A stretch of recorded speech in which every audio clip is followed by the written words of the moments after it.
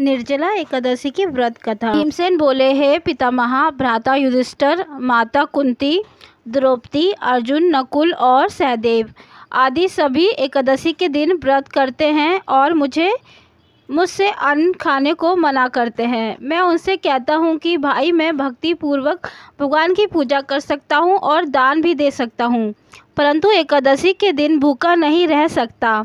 इस पर व्यास जी बोले, हे भीमसेन, यदि तुम नरक बुरा और स्वर्ग अच्छा समझते हो तो प्रत्येक मास की दोनों एकादशियों का अन्न नहीं खाया करो।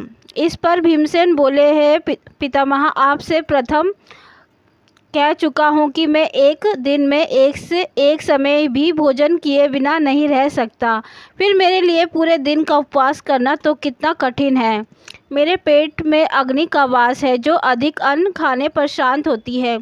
यदि मैं प्रयत्न करूँ तो भी एक दिन व्रत अवश्य कर सकता हूँ। अंत आप मुझे कोई ऐसा व्रत बतलाइए जिससे मैं स्वर्ग की प्राप्ति हो सके। श्री व्यास जी बोले, हे वायुदेव पुत्र, बड़े बड़े ऋषि मुनि ने बहुत से शस्त्र आदि बनाए हैं। यदि कलयुग में मनुष्य को उस पर आचरण करे तो अवश्य ही मुक्ति को प्राप्त होता है, उसमें धन बहुत कम खर्च होता है। उसमें से जो पुराणों का सार है उसे कहता है कि मनुष्य को दोनों पक्षों की एकादशियों का व्रत करना चाहिए, इससे उन्हें स्वर्ग की प्राप्ति होती है।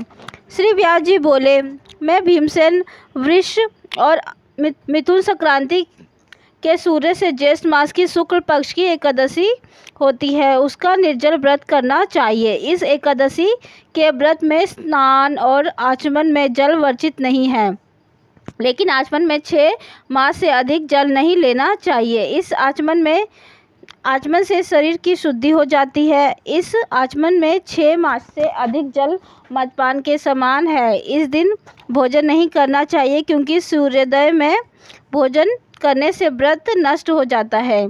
यदि सूर्योदय से सूर्यास्त तक मनुष्य को जलपान न करे तो उससे बाहर एकादशी के फल की प्राप्ति होती है। द्वादशी के दिन सूर्योदय से पहले ही उठना चाहिए। इसके पश्चात भूखे ब्राह्मणों को भोजन कराना चाहिए, फिर स्वयं भोजन करना चाहिए। इसका फल 1 वर्ष की संपूर्ण एकादशी के फल के बराबर है। हे भीमसेन, स्वयं भगवान ने मुझसे कहा था कि इस एकादशी का पुण्य समस्त तीर्थों के बराबर है। एक दिन निर्जल रहने में मनुष्य पापों से मुक्ति हो जाती है। जो मनुष्य निर्जल एकादशी का व्रत करते हैं उनको मृत्यु के समान समय भयानक यमदूत नहीं दिखते। उस समय भगवान विष्णु के दूत स्वर्ग से आते हैं और आपको पुष्पक विमान में बिठाकर स्वर्ग को ले जाते हैं। अंत संसार में सबसे उच्च निर्जला एकादशी का व्रत है। अतः यत्न पूर्वक इस एकादशी का निर्जल व्रत करना चाहिए। उस दिन ओम नमो भगवते वासुदेवाय मंत्र का उच्चारण करना चाहिए। व्यास जी के ऐसे वचन सुनकर उसने निर्जल व्रत किया। उस एकादशी को भीमसेनी या पांडव एकादशी भी कहते हैं। निर्जल व्रत करने से पहले भगवान की पूजा करनी चाहिए।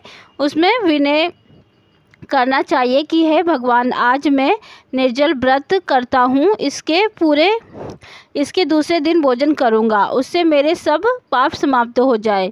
इस दिन बड़े वस्त्र से ढककर स्वदान करना चाहिए। जो आदमी इस व्रत के पहर में स्नान तप आदि करते हैं उनको करोड़ फल स्वदान का फल मिला।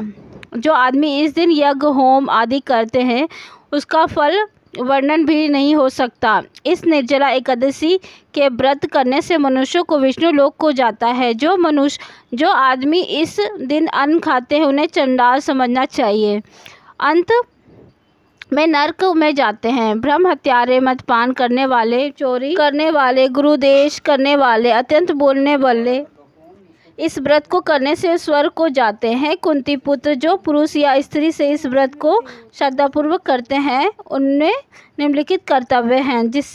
सबसे पहले है उन्हें भगवान विष्णु की कृपा पूजा करनी चाहिए। तत्पश्चात गोदान करना चाहिए। उस दिन ब्राह्मणों को दक्षिणा, मिष्ठान आदि देनी चाहिए। निर्जला एकादशी के दिन अन्न, वस्त्र, छत्र, उपहान आदि का दान करना चाहिए। जो मनुष्य इस कथा को प्रेम से सुनते हैं व पढ़ते हैं उनको स्वर्ग की